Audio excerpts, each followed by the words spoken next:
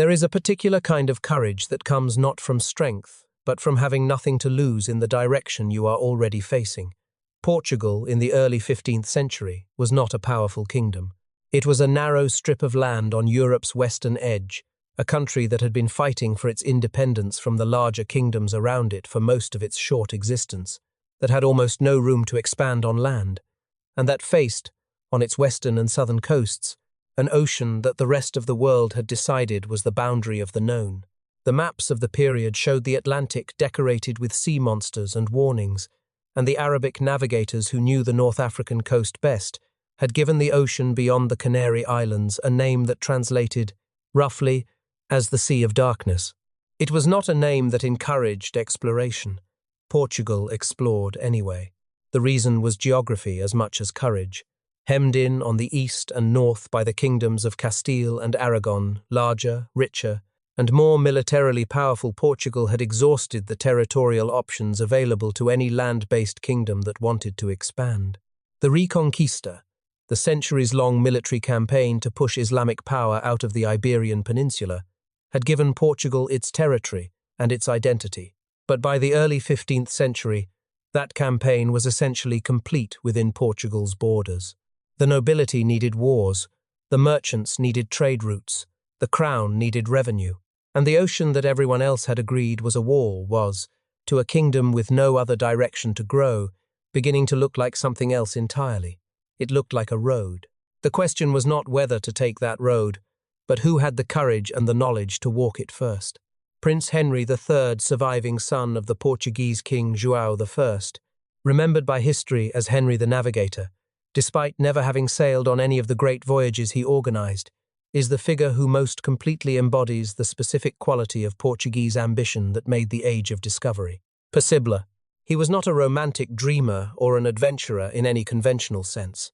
He was a methodical, deeply religious man who understood that the ocean could be conquered the same way any other problem could be conquered, by systematic accumulation of knowledge, careful investment in the right technology, and the patient organization of human and material resources toward a specific goal. He established his center of maritime research at Sagres, at the southwestern tip of Portugal, about as close to the edge of the known world as a person could stand on European soil, and he gathered there cartographers from Italy and Majorca, astronomers from the Arab world, and sailors from every Mediterranean tradition he could recruit. What Henry produced at Sagres was not a single breakthrough, but a culture of incremental discovery, each voyage going a little further than the last, each return bringing new information about winds and currents and coastlines that was carefully recorded and protected as state intelligence. The Portuguese crown understood that what was being built at Sagres was not just knowledge, but competitive advantage, and it guarded that knowledge accordingly, making unauthorized disclosure of Portuguese navigational charts a capital offense. The caravel that emerged from this investment, a ship whose distinctive combination of sail types allowed it to make progress against the wind in ways that no previous European vessel could manage, was the physical expression of this systematic approach to oceanic exploration. It was designed specifically for the conditions of the West African coast, where the wind that blew a ship south would not blow it back north again without a vessel capable of tacking against it. By the time Henry died in 1460, Portuguese sailors had reached as far as modern-day Sierra Leone. The knowledge they had accumulated about the West African coastline, about the currents and the winds, about how to navigate in open ocean without landmarks, was unlike anything any other European power possessed. It was an asset that had taken 40 years and the sustained investment of a crown to build, and it was an asset that would eventually pay returns that dwarfed anything Henry could have calculated when he began. But in 1460, the return on that investment was still entirely theoretical. The route to India had not yet been found. The Cape, at the bottom of Africa, had not yet been rounded. The full scope of what Portugal had built at Sagres would only become visible to the world when the men who came after Henry took the knowledge he had assembled and sailed further into the dark than he had ever asked them to go. The knowledge Henry left behind did not sit idle. Within a generation, the Portuguese crown would send ships into the Southern Ocean with instructions to find what lay beyond the horizon that had stopped everyone before them. What those ships found would change the world in ways that no one, not the sailors, not the king, not even the ghost of Henry himself, had fully prepared for.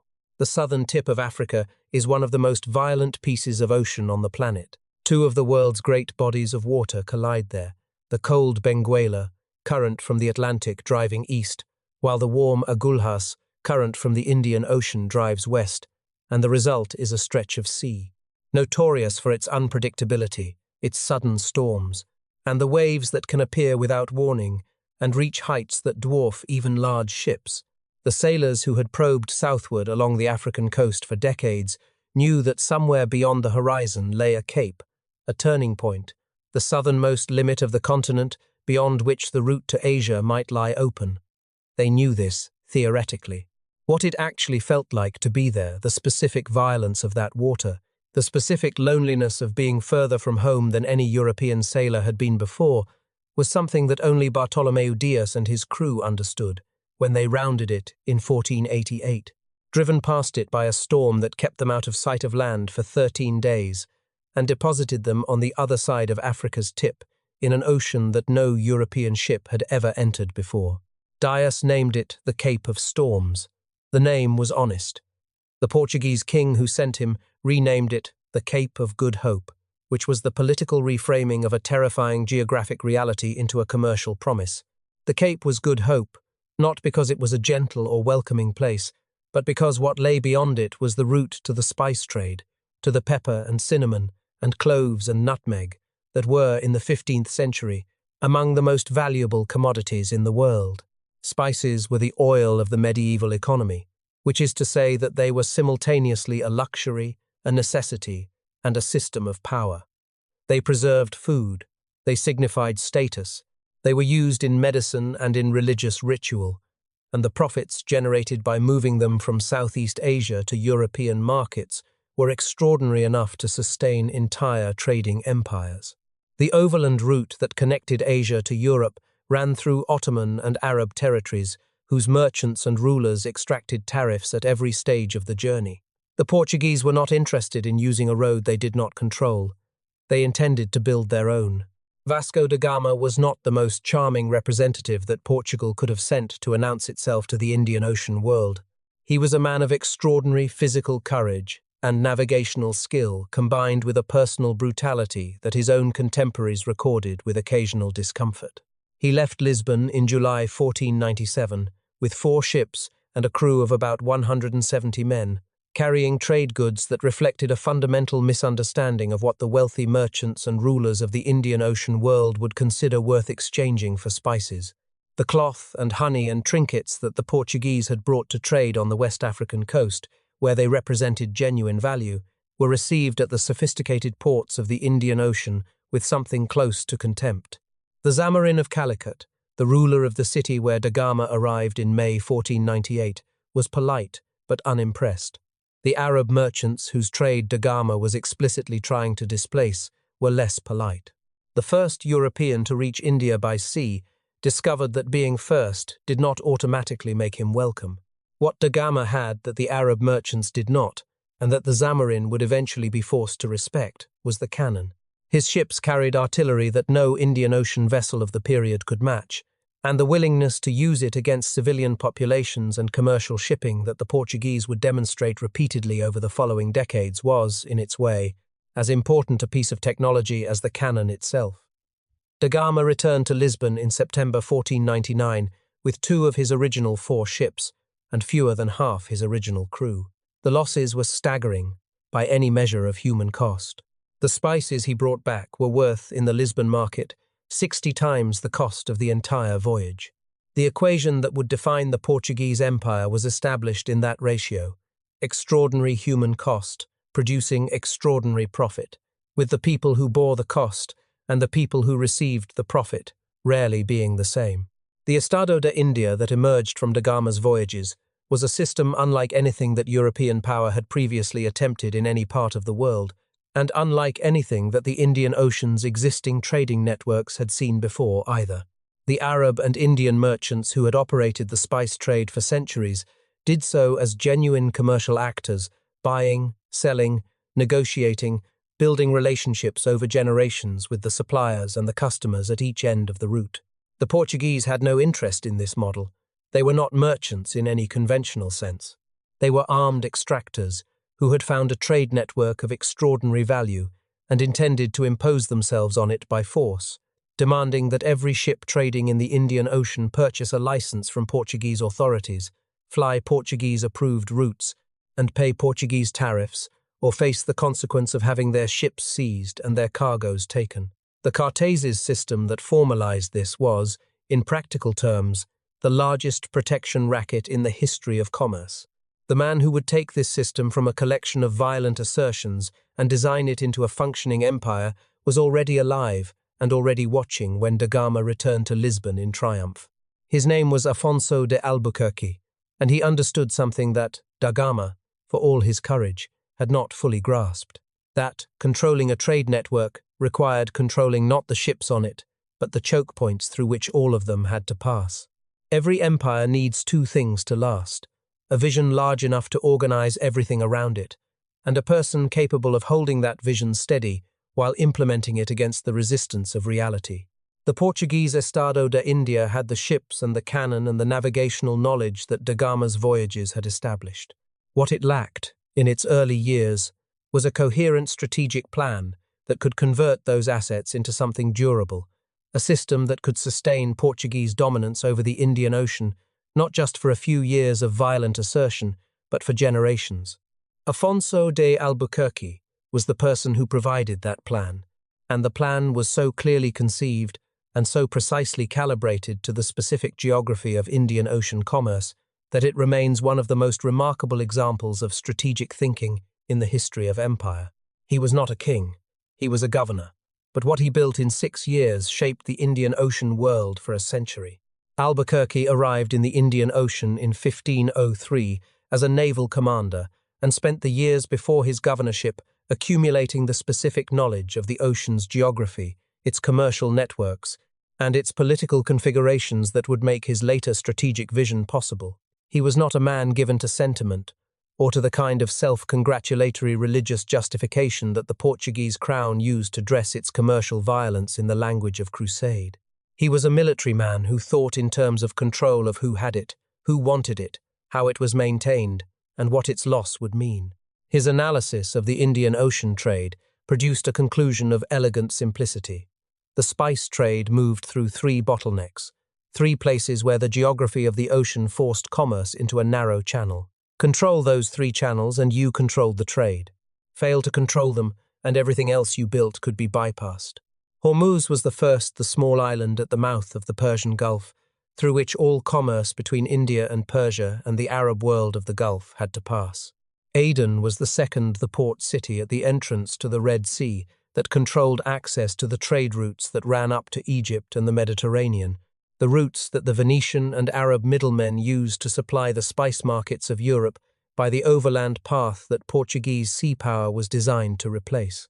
And Malacca was the third, and perhaps the most important city on the narrow strait between the Malay Peninsula and the island of Sumatra, through which virtually all commerce between the spice islands of Southeast Asia and the Southeast Asia, the rest of the Indian Ocean world, had to travel. Malacca was not merely a port. It was the single most important commercial node in the entire Asian trading system, a city where perhaps 100,000 people lived and worked and traded in perhaps the most genuinely multicultural urban environment in the 15th century world. Albuquerque took Goa in 1510, driving out the Bijapur Sultanate that controlled it, and establishing the administrative capital of Portuguese India in a location that gave the Estado da India a permanent base on the Indian subcontinent rather than the series of temporary coastal presences that the earlier Portuguese approach had relied on. The capture of Goa was violent, and followed by a massacre of the city's Muslim population that Albuquerque ordered, and that reflected both the religious dimensions of Portuguese imperialism and the specific military logic of eliminating a population whose potential loyalty to the expelled Bijapur Sultanate represented a security risk. He then turned south and east toward Malacca. The capture of Malacca in 1511 was the most consequential single military action in the history of the Portuguese Empire, and one of the most consequential in the history of the Indian Ocean world. The city that fell to Albuquerque's forces was not a mere trading post or a modest port. but the center of a commercial network that stretched from China to India, to the Arab world, to the Spice Islands, a place where merchants conducted business in perhaps 80 different languages, and where the density of commercial activity was unlike anything that existed anywhere else in the world at that time. Albuquerque took it with a force that the city's defenders significantly outnumbered, using the combination of firepower, tactical intelligence, and the specific assistance of the Chinese and Indian merchants in the city who calculated that Portuguese rule might be preferable to the existing arrangement. He expelled the Malay Muslim merchants who had dominated the city's trade, distributed their property and their ships among his soldiers and allies, and set about rebuilding Malacca as the eastern anchor of the Portuguese commercial system.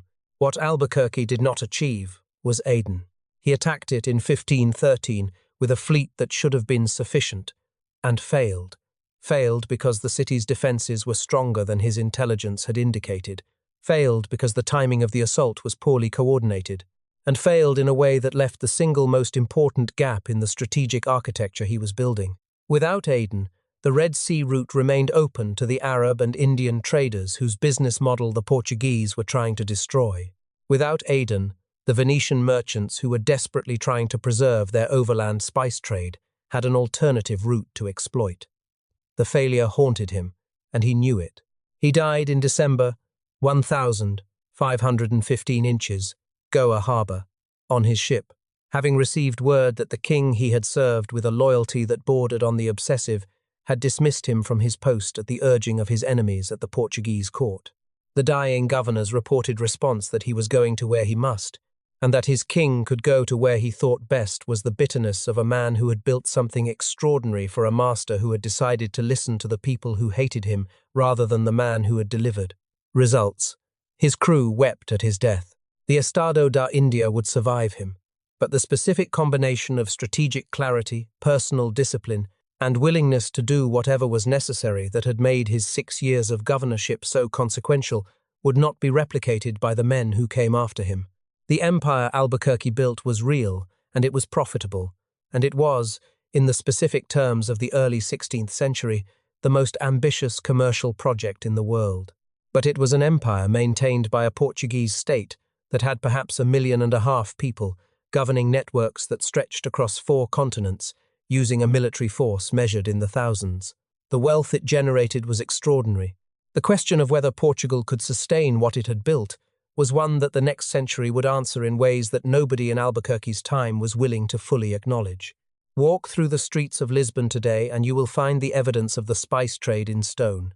The Jerónimos Monastery at Belém, with its extraordinary carved facades where stone ropes and coral and armillary spheres are woven into the architecture in a style so distinctive that it bears the name of the king who built it. He was funded directly by the pepper tax, the levy on spices arriving from India, that the Portuguese crown collected at the mouth of the Tagus River. The Tower of Belém, the Torre de Belém that stands at the spot where the Tagus meets the Atlantic and where the spice ships returned to unload, was built as a celebration of the wealth that the ocean had delivered. Every stone of these buildings has a story attached to it, and the story involves ships and distance and enormous commercial profit and a level of violence that the architecture does not acknowledge, because architecture is built by people who benefit from the transactions it commemorates, not by the people who paid the actual cost. The Cartesian system was the commercial instrument through which the Portuguese extracted that cost from the Indian Ocean world. Every merchant ship trading in Portuguese-claimed waters was required to purchase a pass, a cartaz, from the nearest Portuguese authority, which specified the route the ship was permitted to take, the ports where it was permitted to trade, and the goods it was permitted to carry. Ships trading without a cartaz were subject to seizure and confiscation. Ships carrying goods that the cartaz did not authorize were subject to seizure and confiscation. Ships following routes not specified in their cartaz were subject to seizure and confiscation. The system was, in the language of contemporary organized crime, a protection racket. Pay the fee, follow the rules, and your business continues. Refuse, and the Portuguese Navy takes your ship, your cargo, and quite possibly your life. The Indian Ocean's existing traders, the Arab merchants who had operated these routes for centuries, the Indian merchants and rulers who had built their commercial lives around those Arab networks, the Javanese and Malay traders who moved spices from the islands where they were grown to the ports where they were sold, had not been consulted about whether they wished to operate under this system. The violence that backed the Corteses was not merely the implied threat of confiscation. It was explicit, physical, and deliberately designed to produce a specific psychological effect on the populations witnessing it. Da Gama's second voyage to India in 1502 produced the most documented single act of this deliberate terror. A large ship called the Miri was encountered off the Indian coast, carrying several hundred Muslim pilgrims returning from Mecca, along with a cargo of goods and a number of wealthy merchants. Da Gama had the ship seized, locked its passengers below decks, and had it set on fire. The accounts that survive of what followed are precise enough to be almost unbearable. The people below decks, trying to break through the hull and being beaten back. The fire burning for 4 days, everyone on board dying. The estimates of the number of people killed range from 200 to 400. Da Gama's own account of the incident treated it as a straightforward military decision. He wrote about it the way a contractor writes about completing a scheduled task. The gap between the language the Portuguese used to describe what they were doing and what they were actually doing was one of the most sustained exercises in collective self-deception in the history of European expansion. The official justification for the Estado da India was religious. Portugal was bringing Christianity to the pagan East, fighting the Muslim traders who controlled the spice routes as part of the ongoing crusade against Islam, spreading the true faith to peoples who had never heard it.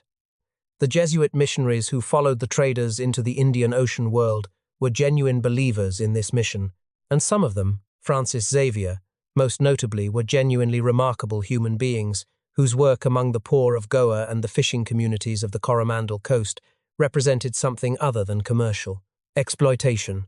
But the crusading religious justification and the commercial monopoly enforcement existed in a relationship of mutual convenience rather than genuine consistency, and everyone involved in the system understood, at some level, that the religious language was the dress worn by a commercial project whose actual logic had nothing to do with salvation. The Indian Ocean rulers and merchants who encountered the Portuguese in these years were not passive victims of a force they could not comprehend. The Zamarin of Calicut organized military coalitions against Portuguese power on multiple occasions.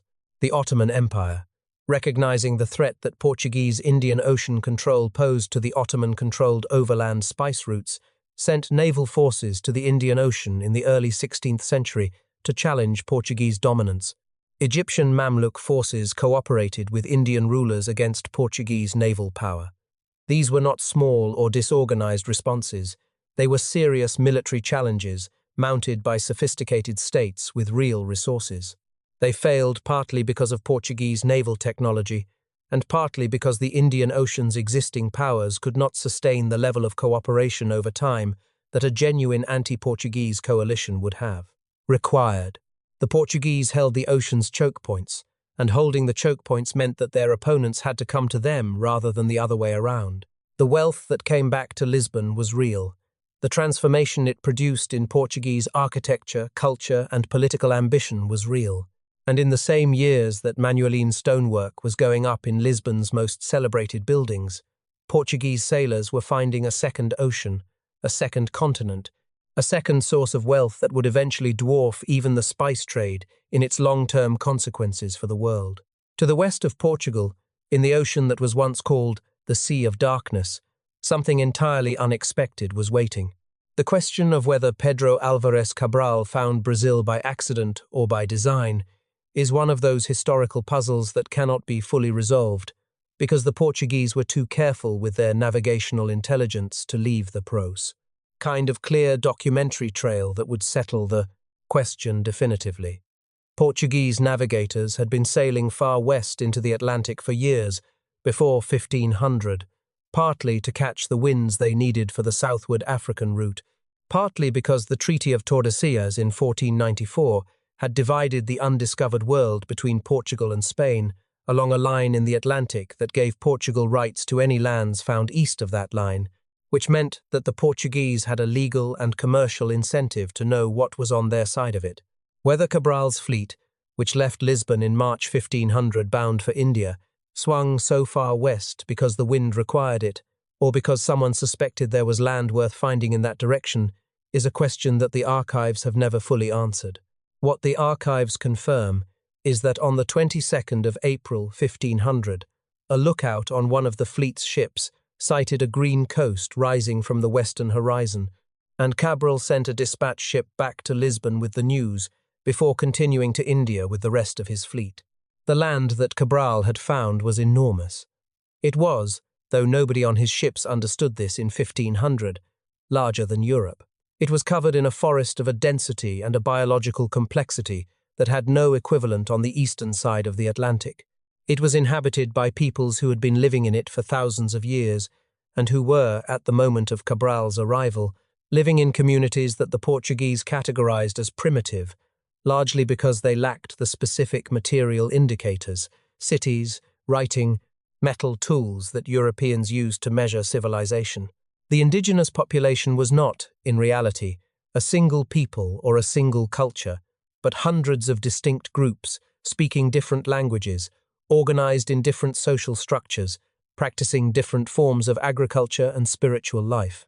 The Portuguese encounter with this diversity proceeded from an assumption of European superiority so complete that it did not require articulation, and the consequences of that encounter for the people already living in Brazil were catastrophic in ways that the early Portuguese accounts describe with a casualness that is itself a form of evidence about what the Portuguese actually thought of the people they were encountering.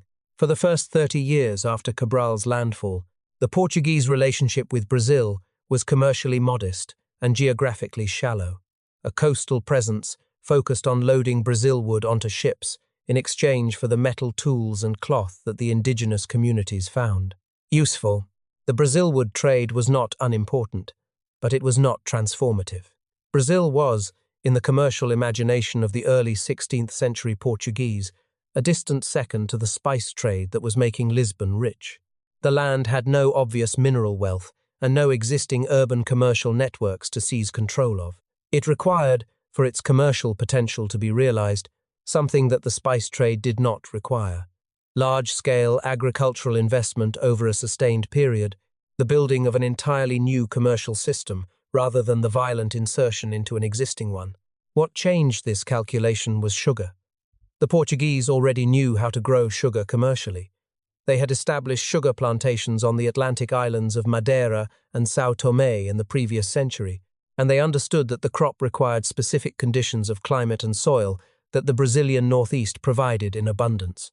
Sugar in the 16th century was worth roughly its weight in silver in European markets. The demand was almost unlimited. The land was available. The climate was right. The only missing element was labor, and the solution that the planters found to that problem was the one that would define Brazil's social structure for the next 4 centuries and leave marks on it that are visible today. The indigenous population that the Portuguese first attempted to use as enslaved agricultural labor died.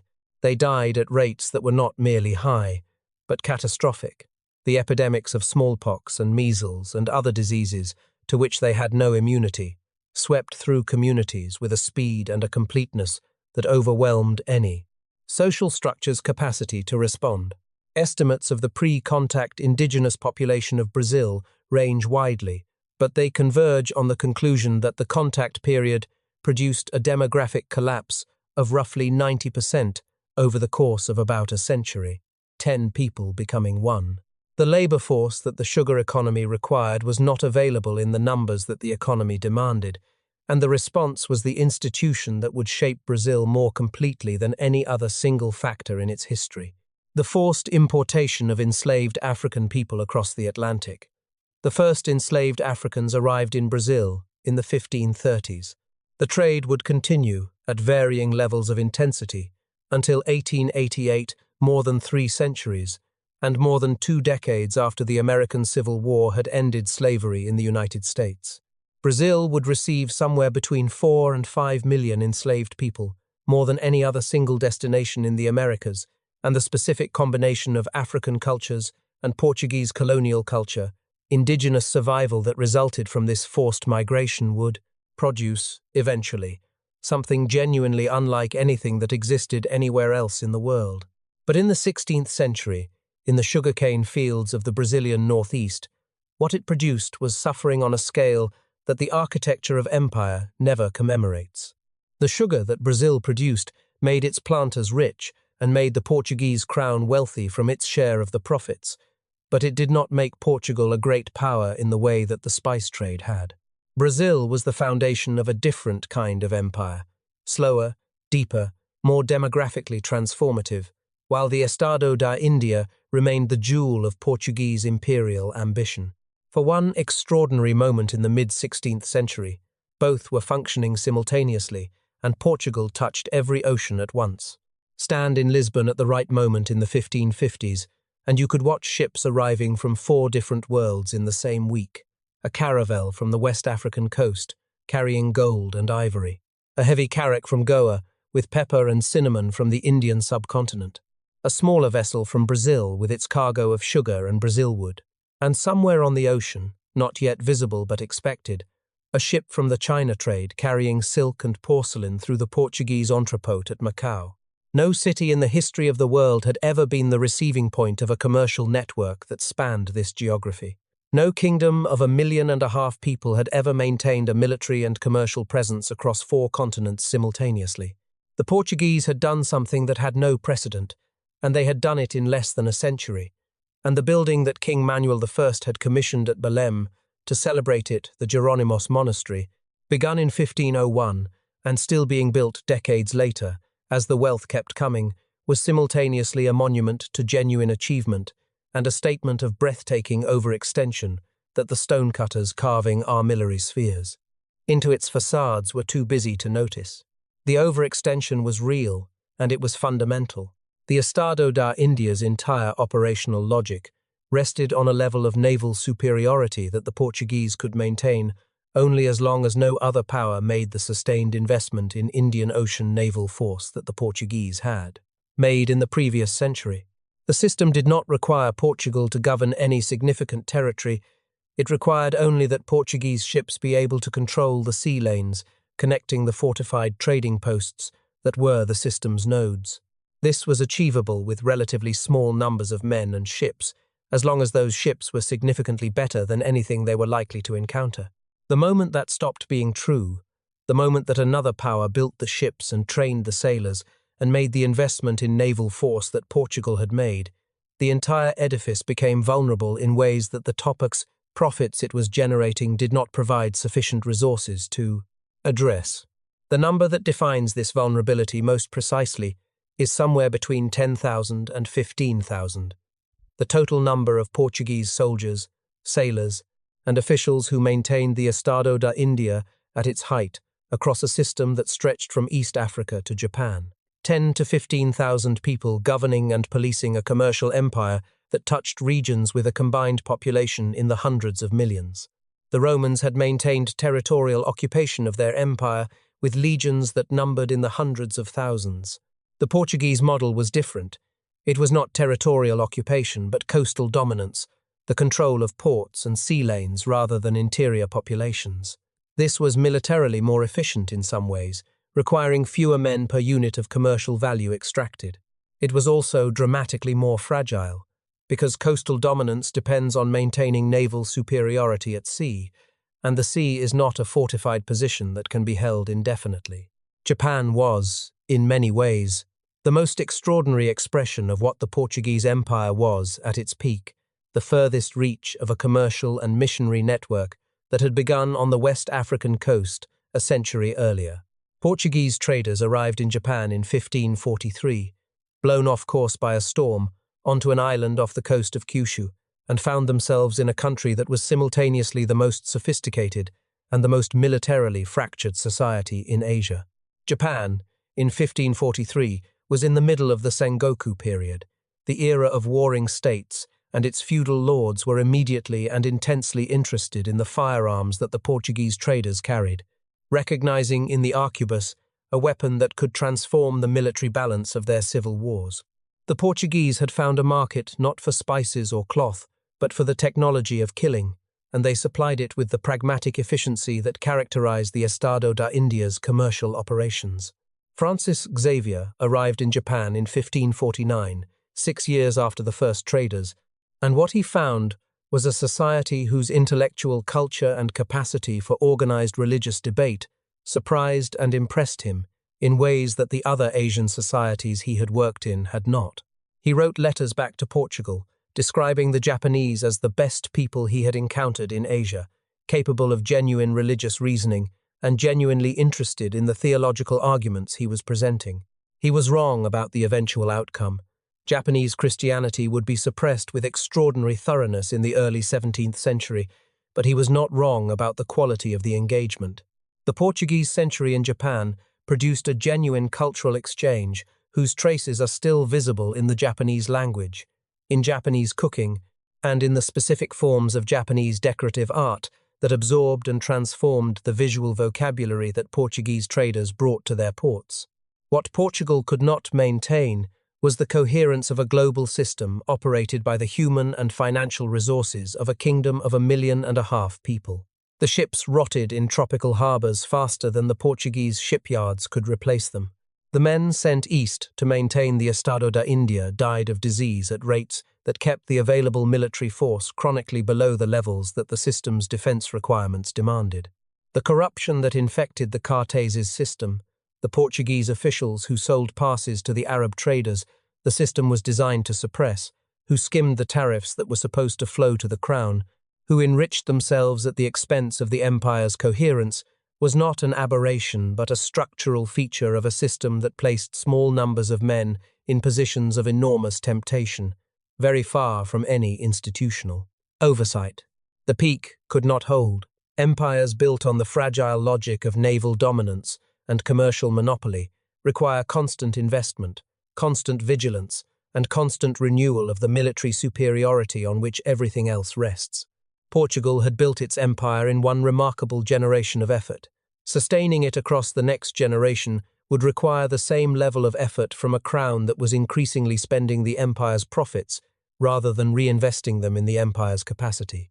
The crisis, when it came from an unexpected direction, not from the Indian Ocean's existing powers, but from a small nation in northern Europe that had studied the Portuguese model, identified its weaknesses, and built something more ruthless to replace it. King Sebastian I of Portugal was 24 years old when he led his army into Morocco in the summer of 1578, and the men around him, the experienced military commanders, the cautious diplomats, the political advisors who understood the actual balance of forces in North Africa, had been trying to talk him out of this campaign for months. Sebastian was not a stupid man.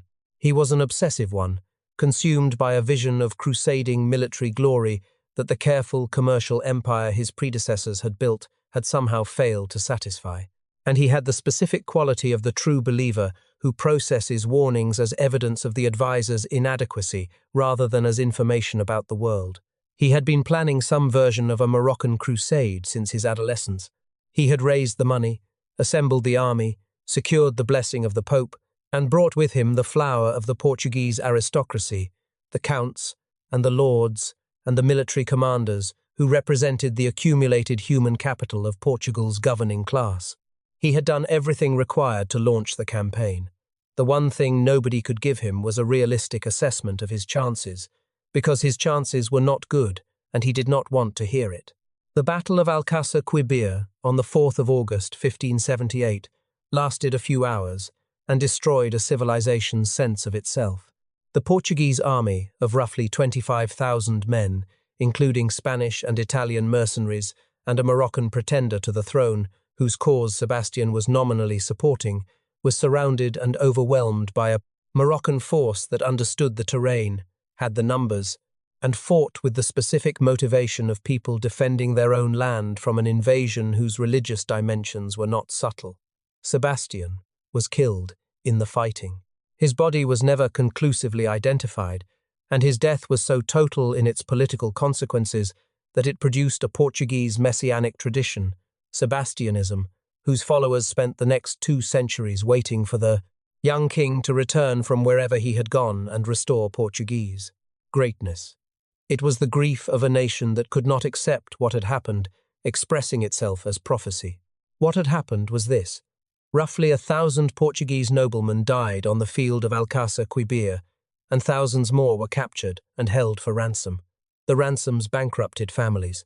The deaths left Portugal's military and administrative aristocracy so depleted that the basic functions of governing an empire were suddenly staffed by men who had survived only because they had not been at the battle, not because they were the best available.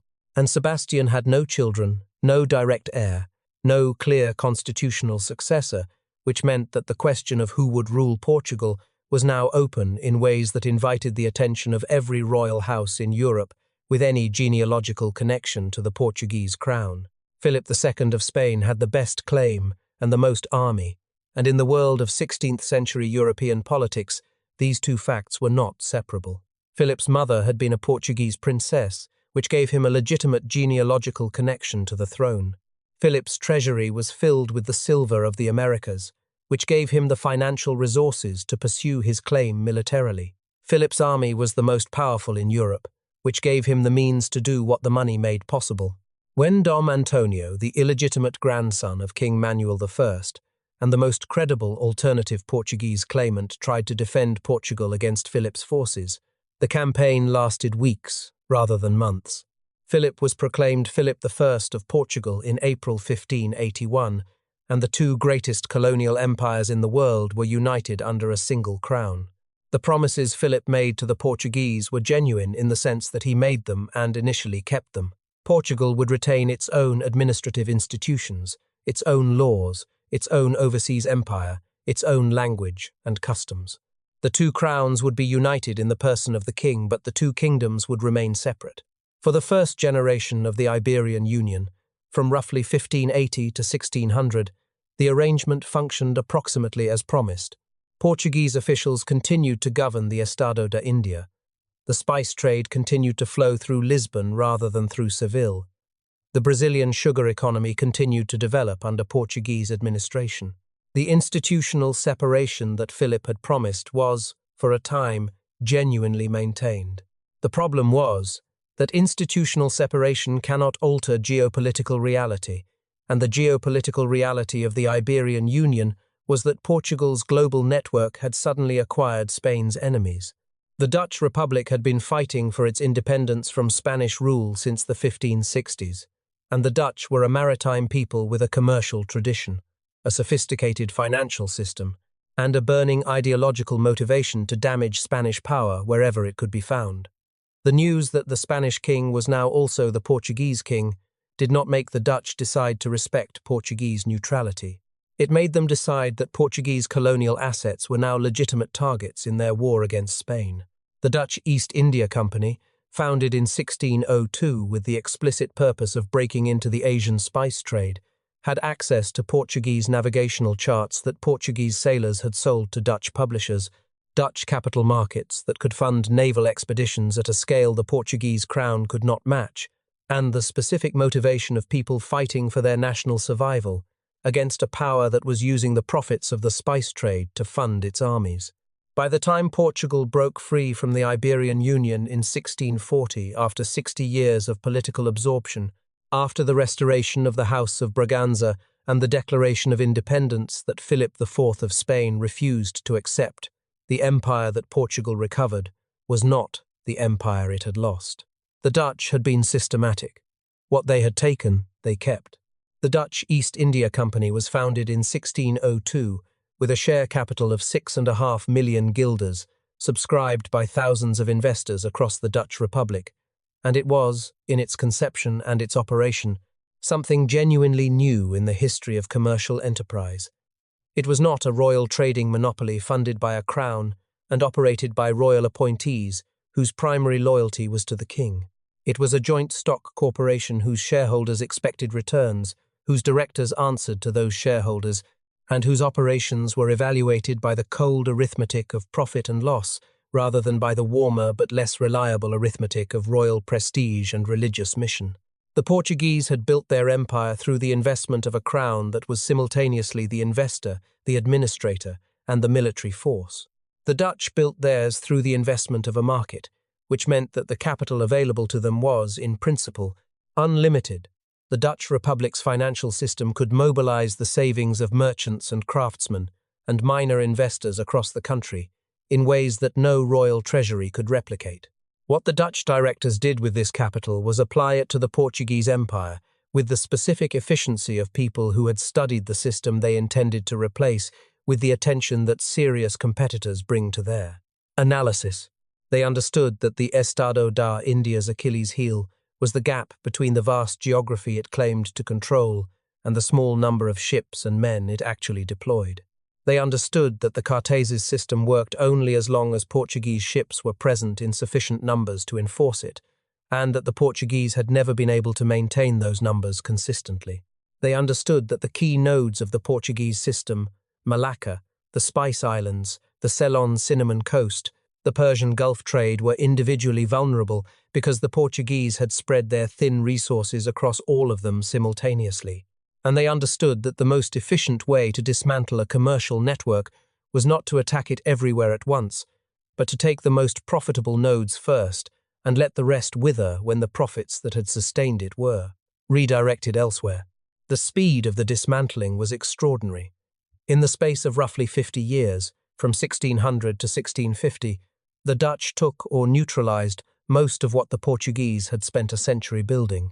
The Moluccas, the Spice Islands of eastern Indonesia where the cloves and nutmeg that had driven the entire enterprise grew, were taken from Portuguese commercial control in the early 17th century, through a combination of Dutch military force and the specific willingness of Dutch commanders to do things to the local population that have been described by subsequent historians as genocide, eliminating the indigenous people of the Banda Islands almost entirely when they proved insufficiently cooperative with Dutch commercial monopoly and replacing them with enslaved workers on Dutch-controlled plantations.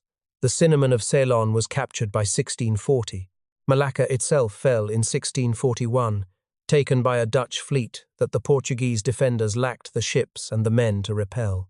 The West African slave trade, which the Portuguese had developed over 2 centuries, was challenged beginning in the 1630s as Dutch traders inserted themselves into the networks that supplied the Brazilian and Caribbean plantation economies. Brazil was the theatre where the Portuguese fought back most effectively, and the story of the Dutch occupation of northeastern Brazil from 1630 to 1654 is one of the most dramatic episodes of the entire colonial period. The Dutch West India Company captured the city of Recife and the surrounding sugar-producing region of Pernambuco in 1630, and the governor who administered the occupation, Johan Maurits van Nassau-Siegen, was by the standards of the 17th century a genuinely enlightened colonial administrator, tolerating religious diversity, sponsoring scientific expeditions to study Brazilian natural history, and commissioning a body of art about Brazil that remains one of the most significant documentary records of 17th century colonial life. But the Portuguese who remained in the occupied territory did not stop fighting, and the slow guerrilla campaign that the Portuguese colonists and their Brazilian-born allies conducted against the Dutch occupation eventually wore down the Dutch West India Company's willingness to sustain the military cost of holding territory that was more expensive to defend than the brains. Sugar profits justified. In 1654, the last Dutch forces left Brazil. The Portuguese had won this specific battle. They had lost the war. What the Dutch left behind when they withdrew from Brazil, and what they left behind when they declined to pursue the smaller, poorer, more remote parts of the Portuguese network that were not worth the military investment to take, was an empire reduced to its least profitable components. Portugal kept Goa, but the Estado da India that Albuquerque had designed as the control mechanism for the entire Indian Ocean spice trade was now a shadow of itself, a network of coastal enclaves whose commercial significance was a fraction of what it had been when the Dutch arrived. Portugal kept its West African footholds, but the slave trade through them now competed with Dutch and later English commercial interests in ways that the Portuguese could not control. Portugal kept Brazil, and Brazil remained genuinely valuable, but its sugar economy now operated in a global market that Dutch and English competition had transformed from a Portuguese monopoly into a competitive commodity trade. The empire that survived the Dutch assault was not smaller versions of the empire that had preceded it. It was a different kind of imperial presence, scattered, peripheral, held together more by cultural inertia and the specific stubbornness of a small nation that defined its identity through its empire than by any coherent commercial or military logic. What that kind of empire meant for the people living under it in Africa, in Brazil, in the centuries that followed was something that the Portuguese crown had not, in all its history of overseas enterprise, fully reckoned with. By the middle of the 17th century, the Portuguese empire had been reduced to a collection of fragments where once it had been a system. The Indian Ocean network that Albuquerque had designed and that the Estado da India had maintained for over a century was broken beyond repair. The spice trade that had funded the Jerónimos monastery and the Tower of Belém, and the extraordinary confidence of the Manueline age, was now controlled by the Dutch, who had studied the Portuguese model, identified its weaknesses, and replaced it with something colder and more efficient. What Portugal had left was Brazil the vast, only partially explored, demographically complex, and agriculturally productive territory that Cabral had stumbled onto in 1500 and that had become, through the sugar economy and the slave trade that sustained it, the last great source of colonial wealth available to a metropolitan country of 1.5 million people. Portugal and Brazil needed each other in the 17th century in a way that was genuinely mutual, even if the terms of that mutuality were deeply unequal. The sugar economy that had made northeastern Brazil commercially significant was already under pressure by the 1680s. Dutch and English competition had broken the price premium that Brazilian sugar had commanded when Portugal held a near monopoly, and the plantation system that had seemed like an inexhaustible source of profit was producing returns that the landowners found insufficient and the enslaved people who worked it found unsurvivable. What saved the Brazilian economy, and with it the Portuguese Empire's financial viability, was gold discovered in the interior highlands of what would become the state of Minas Gerais in the 1690s, in quantities that transformed the entire relationship between Portugal and its American territory. The gold rush that followed was the largest in the Atlantic world to that point, drawing perhaps 400,000 European immigrants in the first half of the 18th century, creating new cities in territory that had previously been sparsely settled, and generating a stream of treasure that flowed from the Brazilian interior to the port of Rio de Janeiro, and from there, across the Atlantic to Lisbon, at rates that made the Portuguese crown the wealthiest in Europe for a generation. The wealth was real, and the Portuguese crown spent it with the specific enthusiasm of an institution that had been poor for a long time and had not developed the habits of investment that might have converted the gold into something durable.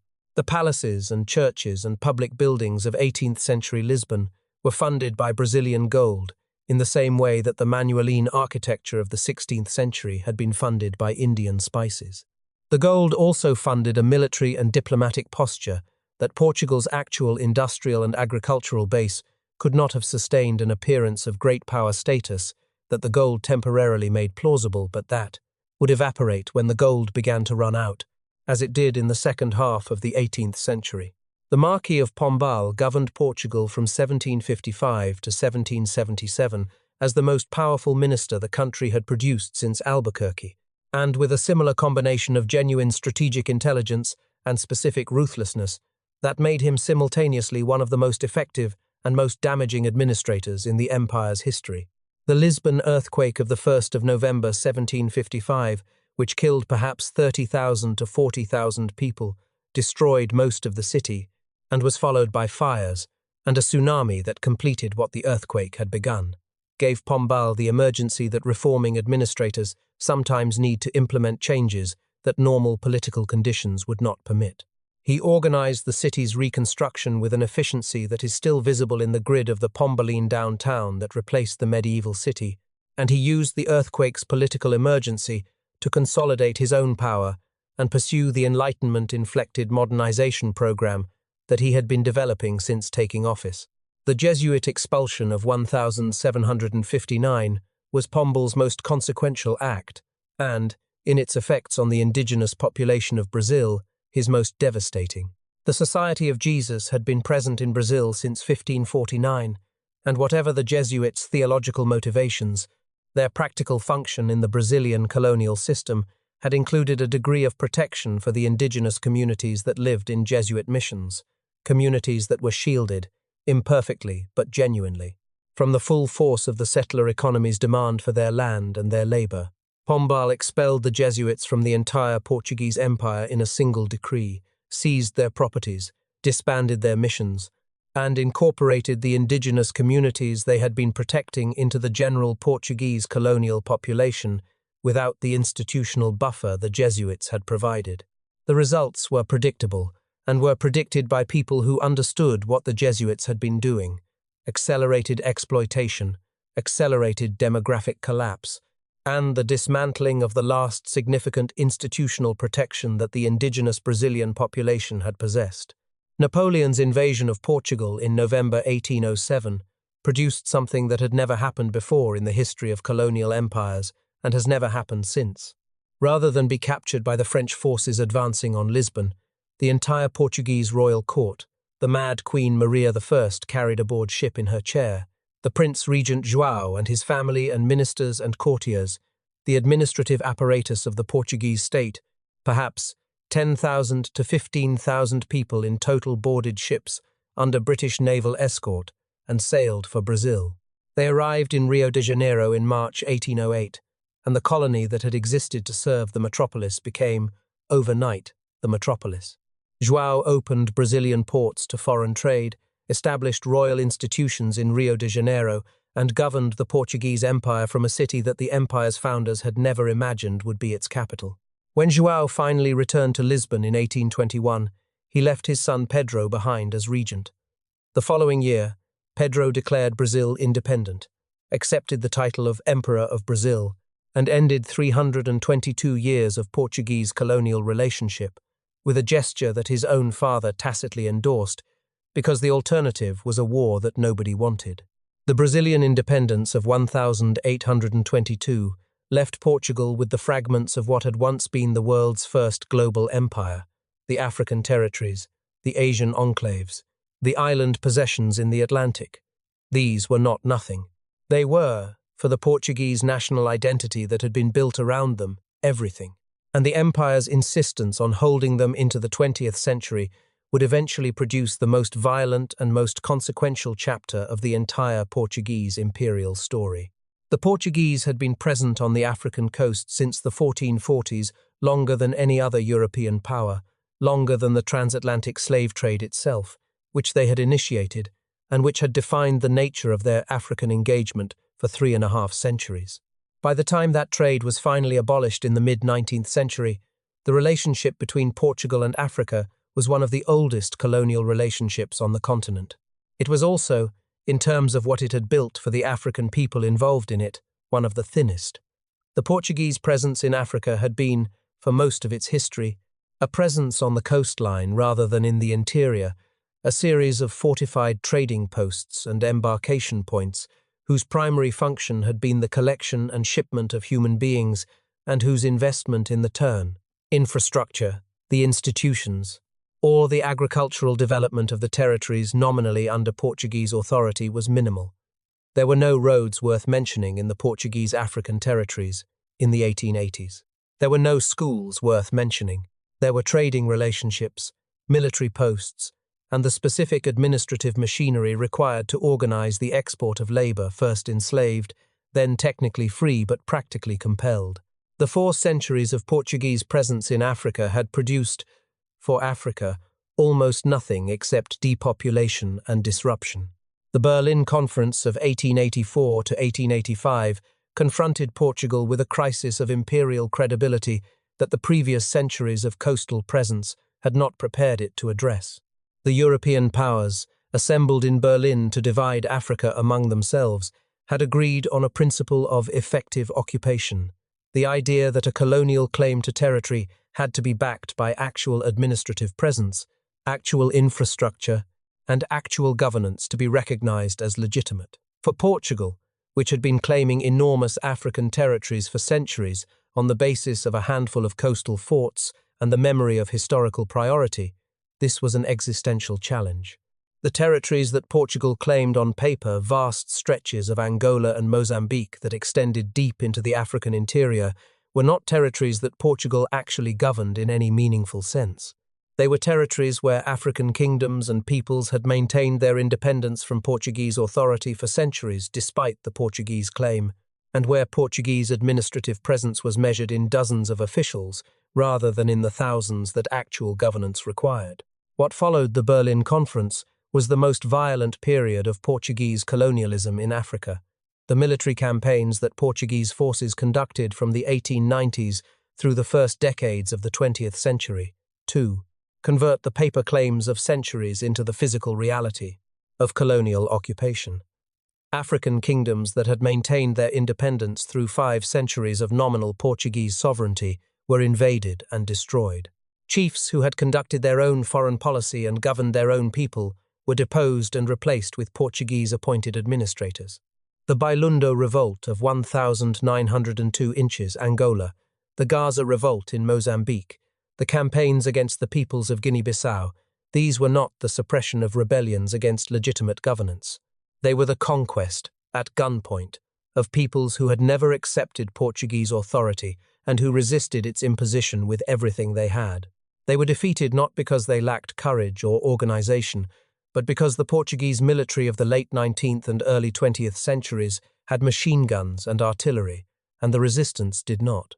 The forced labor system that replaced the abolished slave trade was slavery with different paperwork. The contract labor regime, the contrato, required African men to perform paid labor for Portuguese employers for specified periods, and the contracts were enforced by administrative authorities who had the power to assign any African person not demonstrating sufficient productive economic activity to contract labor on the terms that the administration determined. The payment was nominal. The conditions were often lethal. The cocoa plantations of São Tomé and Príncipe, which were supplying a significant proportion of the world's cocoa at the turn of the 20th century, were worked by contract laborers from Angola and Mozambique, whose conditions of service attracted international reporting that described the system in terms that its defenders spent decades trying to dispute, but could never entirely suppress. Henry Nevinson, the British journalist who investigated the system in 1904 and 1905, called it a new form of slavery in a series of articles whose conclusions the chocolate companies that bought São Tomé cocoa eventually found impossible to ignore. Salazar came to power in a Portugal that had been humiliated by its inadequacy as a colonial power and that desperately needed the psychological sustenance of imperial identity. His Estado Novo regime provided that identity through the specific ideology of Lusotropicalism, the theory, developed by the Brazilian sociologist Gilberto Freire and enthusiastically adopted by the Salazar government, that the Portuguese were uniquely suited to colonial governance because of their capacity for racial and cultural mixing, their Catholicism, their supposed absence of the racial prejudice that characterized other European colonial powers. The ideology was useful precisely because it was flattering, and because it allowed the Estado Novo to present the forced labor system, the political repression, and the economic extraction of the African colonies not as exploitation, but as a unique form of multiracial civilization that only the Portuguese could create. The armed independence movements that began in Angola in February 1961, when the MPLA attacked a Luanda prison, and farm laborers in the north rose in an uprising that Portuguese forces suppressed with extraordinary violence, confronted the Estado Novo with what its ideology had made it impossible to acknowledge, that the people living under Portuguese colonial rule did not experience it as a unique and benevolent civilization, but as occupation, extraction, and political repression. The colonial wars in Angola, Guinea-Bissau, and Mozambique lasted 13 years. They were fought by young Portuguese conscripts who had no political voice in the decision to send them, against independence movements that had the support, the ideology, and eventually the resources to sustain a war that the Portuguese military could not win. By 1974, the officers who had been fighting these wars, who understood better than anyone in Lisbon what they actually were, and what continuing them would cost, had had enough. The Carnation Revolution of the 25th of April 1974, which ended the Estado Novo in a military coup so peaceful that its symbol became the flowers that Lisbon citizens placed in the rifle barrels of the soldiers who were supposed to be suppressing them, was the empire's final act playing itself out in the streets of the metropolitan country rather than in the colonies. The empire that had begun on the cliffs of Sagres was ending, at last, in the streets of Lisbon. What it left behind in Africa, in Asia, and in the world was a question that would take generations to begin to answer. 5.5 centuries is long enough for the memory of how something began to fade into myth. The sailors who left Lisbon not knowing whether the wind would bring them back, the cartographers who drew the coastlines that no European hand had traced before, the soldiers who built the fortified trading posts on shores that had never seen a European flag, these people are long dead. And the world they made has been so thoroughly inherited and adapted and built upon that the original act of making it is often invisible inside the thing it produced. But the world the Portuguese Empire made is still present, still functioning, still shaping the lives of hundreds of millions of people who may never think about Bartolomeu Dias or Afonso de Albuquerque, or the Cape at the bottom of Africa where two oceans meet. The Portuguese Empire did not end. It transformed into the contemporary world, and the contemporary world carries it in its languages and its borders and its inequalities and its music in ways that are present everywhere and noticed almost nowhere. The Portuguese language is the most visible single legacy spoken today by approximately 250 million people across 9 nations on 4 continents, the 5th most spoken language in the world. The language of Brazil and Angola and Mozambique and Cape Verde and Guinea-Bissau and East Timor, and the communities of the Lusophone diaspora scattered across every inhabited continent. Language is the colonial legacy that outlasts the colonial institutions by the widest margin, because language is not merely a communication tool, but the medium through which people think, pray, love, argue, and understand themselves. Brazil has been independent from Portugal for 2 centuries, longer than the United States has been independent from Britain, and it still speaks Portuguese, not because it lacks the will or the capacity to change, but because the language has become genuinely Brazilian in the centuries since independence, the carrier of a culture so rich and so distinctive that abandoning it would mean abandoning everything built in it. Portuguese is not Brazil's colonial inheritance. It is Brazil's language. The distinction is real, and the ambiguity in it is also real. The demographic legacy of the empire is where the moral complexity becomes most difficult to resolve and most important to confront honestly. The transatlantic slave trade that Portugal initiated in the mid-15th century, and that continued, with Portuguese involvement at various levels, until Brazil finally abolished slavery in 1888, the last country in the Americas to do so. More than 2 decades after the American Civil War produced the forced migration of somewhere between 4 and 5 million African people to Brazil alone, plus millions more to other destinations in the Portuguese imperial network. These people did not come to Brazil.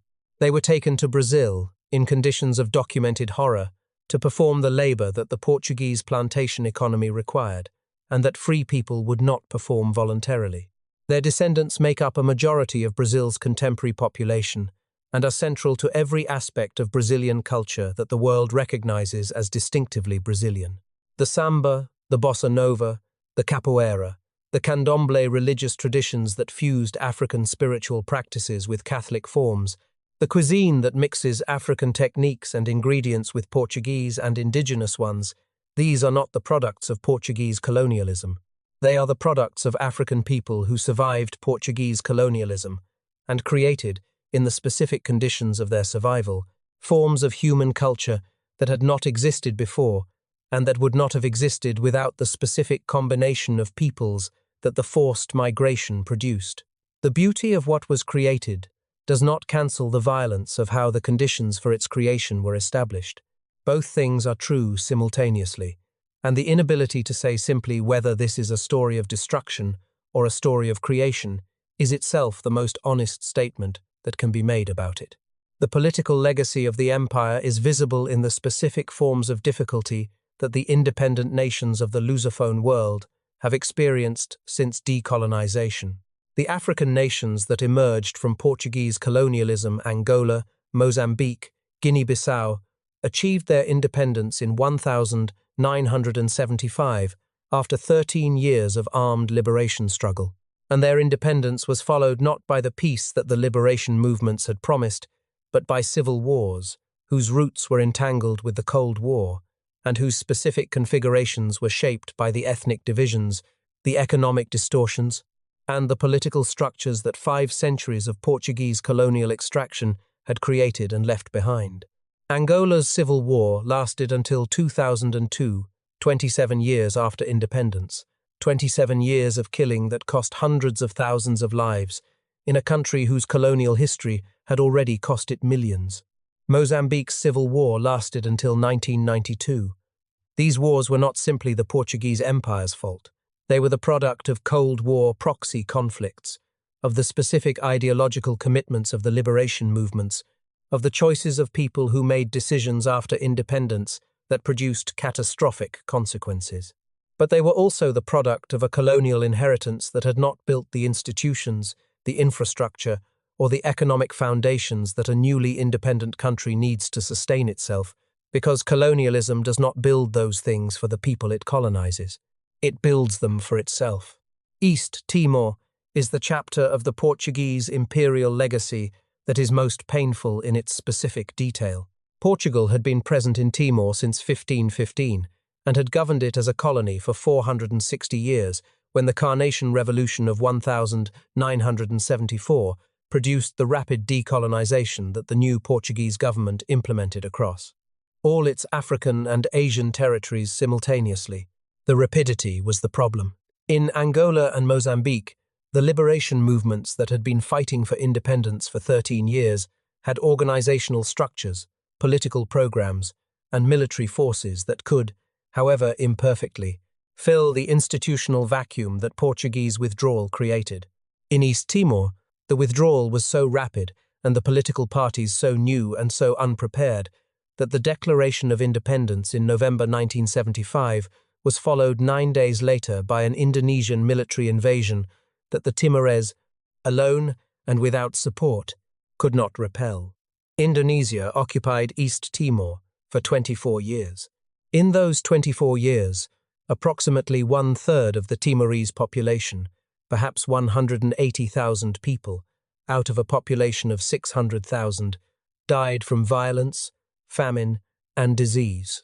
The specific responsibility for what happened in East Timor belongs primarily to Indonesia, which invaded, and to the United States and Australia, which supported or tolerated the invasion. But the Portuguese colonial history that left East Timor without the institutional preparation that independence required, and the Portuguese decolonization that left East Timor without the protection that even an imperfect colonial power provides, are part of the story that produced the catastrophe.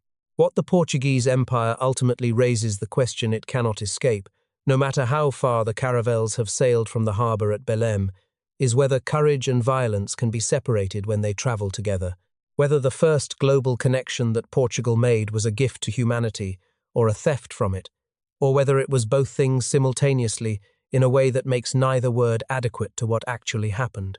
The sailors were genuinely brave. The violence was genuinely systematic. The world that resulted from both is the world that 250 million Portuguese speakers inhabit today, and it is a world of extraordinary human richness produced at extraordinary human cost. What do you think? A small kingdom on the edge of Europe turned the unknown ocean into a road, connected the world for the first time in human history, and built an empire on the bodies of the people it conquered. Is that a story of human courage or human cruelty? Could a civilization that justified its violence, with its religion and its commerce, with its courage, ever really be separated from the consequences its methods produced? And could the same patterns, the powerful finding ways to extract wealth from the larger world through force and ideology, find their equivalent in the world we live in today? Leave your thoughts below. Because the Portuguese Empire did not end when the last colony became independent, it ended every time it could end, and kept not ending, because empires do not disappear. They transform into the world that comes after them, and that world carries everything. They were the courage, the violence, the music, the graves forward, into a future that cannot be fully understood without knowing where it came from.